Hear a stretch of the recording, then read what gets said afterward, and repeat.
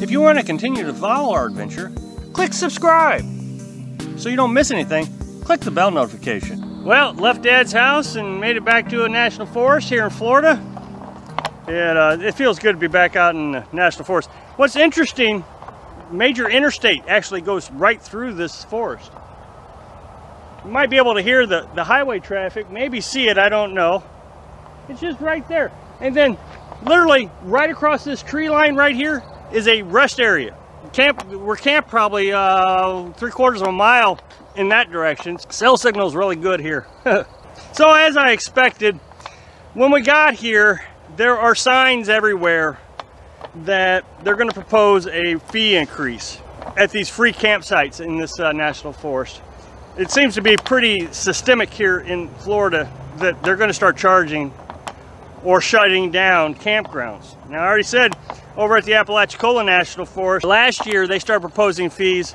Well, the proposal didn't pass, but they did shut down campgrounds.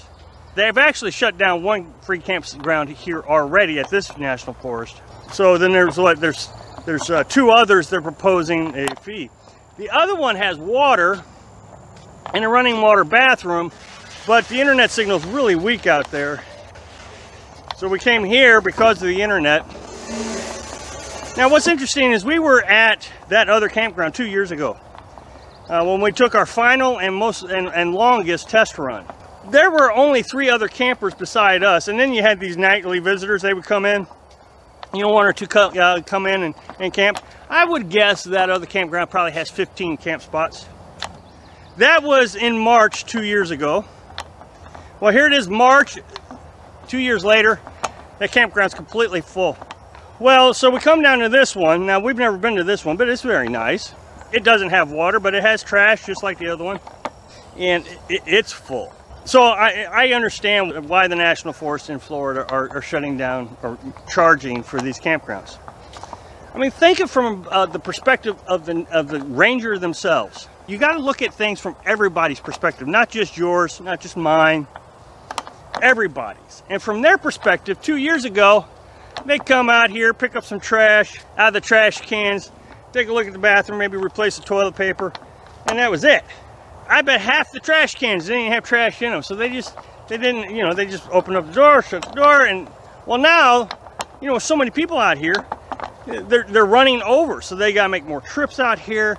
And just think about the guy's worked out here for 20 years, coming out, picking up trash, and going back. Well, now he's like, wow, what is going on? Well, maybe now they have to hire more people, or they got to come out more frequently to empty the trash cans. Or maybe they're going to have to install more trash cans. They're going to have to do something just to keep up with the trash. Porter Lake over there in the Apalachicola National Forest, it has a bathroom and running water. You know, they could have made money off that deal. You know, those kind of campgrounds is the ones that usually have, that are paid. The proposal didn't pass, so they shut it down. Look, I just watched a video from a very large YouTuber. I think maybe even he is starting to recognize the problem. He just showed a video where in New Mexico, and I've seen this before, in New Mexico, $265, you can pay $265 per year to stay in the state parks for 14 days. Well, that's great. That's really, really great. If you intend to stay in New Mexico for the entire year, or even half of the year, I guess would be a good deal. But I wouldn't suspect that I would stay there that long. I'm a nomad, a wanderer.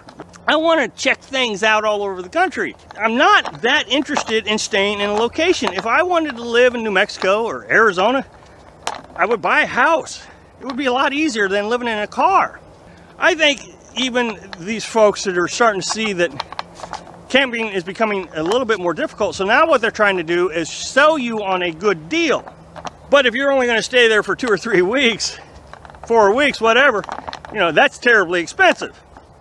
Just as well go stay in an RV park for that, because these campgrounds don't have water and electric at your site. They do have a shower and a bathroom that you can go to, so that's pretty nice. But national forests do the same thing. But that's not the objective of a lot of these nomads channels, is come out here and find free camping. There's more than just the resource issue. There's just the problem of bad behavior issue. And I've talked about the trash being left out in the campgrounds and tearing things up and putting nails in the trees. And it's amazing to me that I'll make a video saying, please don't put the nails in the trees, because the rules say no, it damages the tree, it hurts the tree. And I still get comments to say, it doesn't hurt the tree, so I'm going to continue to do it. He's got a comment today that said, well, we don't own the National Forest anymore, so what difference does it make? Just today, Alan sent me a post from Facebook. And Alan's a pretty trustworthy source. He's been with us a long time. He sends me a lot of good information, and this is just another piece of good information. He sends me a Facebook post where a camper, Class C camper, has pulled up in front of a business and plugged his electric right into the business. Well, the business owner came out and unplugged him and said, hey, get out of here, I'm going to call the cops, or whatever he said. And the guy got mad at him for, I guess, unplugging the electric. It is so astonishing to me that people have this kind of nerve to believe that when you come out here, everybody owes you something. And that you have a right to do whatever it is you're doing because you live in an RV. I've complained about the water issue a lot, where people are stealing water. Seen YouTubers do it. Here we have a picture of a business owner complaining on Facebook about someone stealing their electric.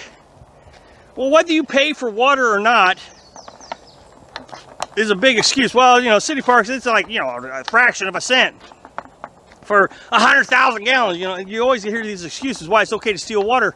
Well, electric is not cheap. Someone just told me a while back where they stay at an RV park for $300 a month, but they also have to pay for electric. And the electric runs them $100 a month. Is using. Well, if you plug into someone's business, you're stealing all of that money. And this is why they are shutting down campgrounds. This is why they're charging for campgrounds. If you're going to come out here, you need to be well aware that it's not going to be free. I'm already starting to see other YouTubers starting to show the idea that the free is pretty much over. So thanks for watching. Click like if you like the video, and happy travels.